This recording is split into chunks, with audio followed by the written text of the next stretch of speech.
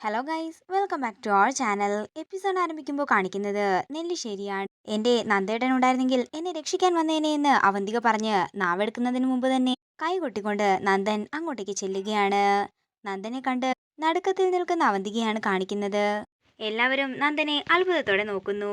നന്ദനെ കണ്ട് സന്തോഷത്തോടെ നിൽക്കുകയാണ് സേതുമാധവൻ. തുടർന്ന് കൈ കൊട്ടിക്കൊണ്ട് നന്ദൻ അവന്തികയുടെ അടുത്തേക്ക് ചെന്നിട്ട് പറയുകയാണ്, ബാക്കി കഥ ഞാൻ പറയാം. നിന്നെ സംരക്ഷിക്കാനായിട്ടാ ഞാനിപ്പോ എഴുന്നേറ്റ് വന്നിരിക്കുന്നത്. എന്റെ അസുഖം മാറിയിട്ട് കുറച്ചേറെ ദിവസങ്ങളായി. പക്ഷേ എന്റെ ഭാര്യയുടെ തനിനിറം എല്ലാവരുടെ മുമ്പിൽ കൊണ്ടുവരാനായിട്ട് ഒരവസരം കാത്ത് കിടക്കുകയായിരുന്നു ഞാൻ. നന്ദേട്ട എന്ന് അവന്തിക വിളിക്കുമ്പോൾ നന്ദൻ പറയുകയാണ്, ഉഗ്രവിഷമുള്ള പാമ്പാണ് നീ. 7 വർഷക്കാലത്തോളം അച്ഛന്റെ മകൻ ഒളിച്ചോടി പോയതല്ല, സ്വന്തം ഭാര്യയായി ഇവള് 7 വർഷമായി എന്നെ പൂട്ടിയിട്ടിരിക്കുകയായിരുന്നു. ഇത് കേൾക്കുന്ന സേതു ഞെട്ടലോടെയും ദേഷ്യത്തോടെയും അവന്തികയെ നോക്കുകയാണ്. തുടർന്ന് അവന്തികയുടെ പീഡനങ്ങൾ താൻ നേരിട്ടതെല്ലാം എല്ലാവരുടെ മുമ്പിൽ തുറന്നു പറയുകയാണ് നന്ദൻ. ഇപ്പോ ഇവളുടെ തനിനിറം അച്ഛന് മനസ്സിലായില്ലേ എന്ന് നന്ദൻ ചോദിക്കുമ്പോൾ അർച്ചന പറയുകയാണ്, ഞാൻ ഈ വീടിനെയും വീട്ടുകാരെയും അച്ഛനെയും ഒക്കെ ഉപേക്ഷിച്ചിട്ട് പോയപ്പോ ഏട്ടത്തി എന്താ കരുതിയത്? എന്നേക്കുമായിട്ട് ഞാൻ ഈ വീട് വിട്ട് പോയതാണെന്നോ? ഒരിക്കലുമല്ല.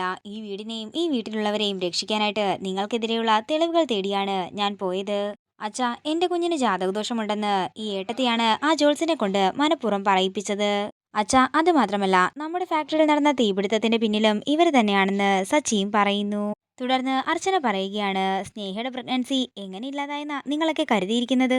ആരും അറിയാതെ മാംഗോ ജ്യൂസില് വിഷം കലർത്തിയത് ഇവരാണെന്ന് അർച്ചന പറയുമ്പോൾ ഇത് കേട്ട് ഞെട്ടലോടെ നിൽക്കുകയാണ് എല്ലാവരും. തുടർന്ന് ആതിര പറയുകയാണ്, കഴിഞ്ഞ ദിവസം അച്ചുചേച്ചി പറഞ്ഞിട്ട് ഞാൻ അവന്തികേടത്തിന്റെ മുറി പരിശോധിച്ചിട്ടുണ്ടായിരുന്നു. അന്ന് സ്നേഹയ്ക്ക് കൊടുത്തതിന്റെ ബാക്കി വിഷം ഇവരുടെ മുറിയിൽ നിന്നും എനിക്ക് കിട്ടിയതാണ്. തുടർന്ന് അവന്തികയെ പിടിച്ച് തന്റെ അടുത്തേക്ക് നിർത്തിയിട്ട് സ്നേഹ പറയുകയാണ്, ധനുഷേ, നമ്മുടെ കുഞ്ഞിനെ കൊന്ന ഇവരെ ഒരിക്കലും വിടരുത്, ഇവരെ കൊന്നുകളയണം എന്ന് പറഞ്ഞുകൊണ്ട് അവന്തികയുടെ കഴുത്തിൽ പിടിമുറുക്കുകയാണ് സ്നേഹ. മതി, നമ്മളുടെ കുഞ്ഞിന് അത്ര ആയുസുള്ളെന്ന് ഞാൻ കരുതിക്കൊള്ളാം. ഇവരുടെ ഒപ്പം ചേർന്ന് ഞാൻ ചെയ്ത തെറ്റിനെല്ലാം ദൈവം എനിക്ക് ശിക്ഷ തന്നതാണെന്ന് ഞാൻ കരുതിക്കൊള്ളാം എന്നും ധനുഷ് പറയും. സന്ധ്യ ഡോക്ടറും നന്ദേട്ടനും തമ്മിലുള്ള ബന്ധം ഇവർ മനസ്സിലാക്കിയതിന്റെ പ്രതികാരമായിട്ടാണ് ഇവര് ഗുണ്ടകളെ ഉപയോഗിച്ച് നന്ദേട്ടനെ ആക്രമിച്ചത്. തുടർന്ന് നന്ദൻ അവന്തികയുടെ അടുത്തേക്ക് ചെന്ന് പറയുകയാണ്, നിന്റെ മുഖമടച്ച് 4 തന്ന് ഇവിടെ നിന്ന് ഇറക്കി വിടേണ്ടതാണ്. പക്ഷേ ഞാനത് ചെയ്യുന്നില്ല. ഇറങ്ങിപ്പോകാനുള്ള അവസരം ഇപ്പോഴും ഞാൻ നിനക്ക് തന്നെയാ തരുന്നത് എന്നുകൂടി നന്ദൻ പറയുമ്പോൾ സേതു ദേഷ്യത്തോടെ അവന്തികയുടെ അടുത്തേക്ക് വന്നിട്ട് പറയുകയാണ്, ഇല്ല, അങ്ങനെ ഇറങ്ങിപ്പോകാനുള്ള അവസരം ഇവൾക്കാരും ഇവിടെ നിന്ന് കൊടുക്കാൻ പാടില്ല. ഇവളെ ഇവിടെയുള്ളവരെല്ലാരും ചേർന്ന് അടിച്ചിറക്കി തന്നെ വേണം വിടാൻ. ഞാൻ നിന്നോട് എന്ത് തെറ്റ് ചെയ്തിട്ടാ നീ ഈ കുടുംബത്തോട് പകയും പ്രതികാരവും വീട്ടാനായി ഇറങ്ങിയിരുന്നത്? എന്താണെങ്കിലും നീ എന്റെ കുടുംബത്തോട് ചെയ്ത ചതിക്ക് നിനക്കൊരിക്കലും മാപ്പ് തരാനാകില്ല.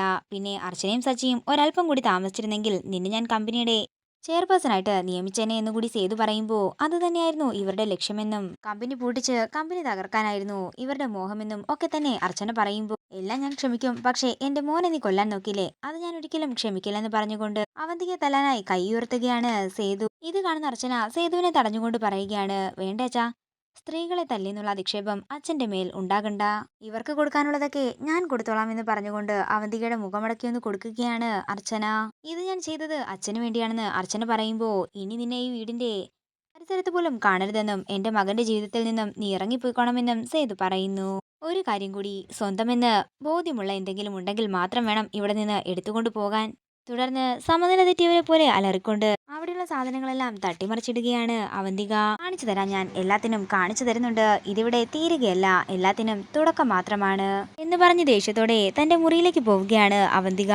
ഏതു പറഞ്ഞ കാര്യങ്ങൾ ഓർത്തുകൊണ്ട് ദേഷ്യത്തോടെ അവിടെയും എല്ലാം വാരി വലിച്ചിടുന്ന അവന്തികയാണ് കാണിക്കുന്നത്. തുടർന്ന് തന്റെ ഡ്രസ്സെല്ലാം എടുത്ത് ബാഗിലാക്കുന്ന അവന്തികയാണ് കാണിക്കുന്നത്. പിന്നീട് കാണിക്കുന്നത് ശിവരാമനെയാണ്. അനഘയുടെ കയ്യിൽ നിന്നും കുഞ്ഞിനെ വാങ്ങിക്കൊണ്ട് ആതിരയുടെ അടുത്തേക്ക് ചെല്ലുകയാണ് ശിവരാമൻ.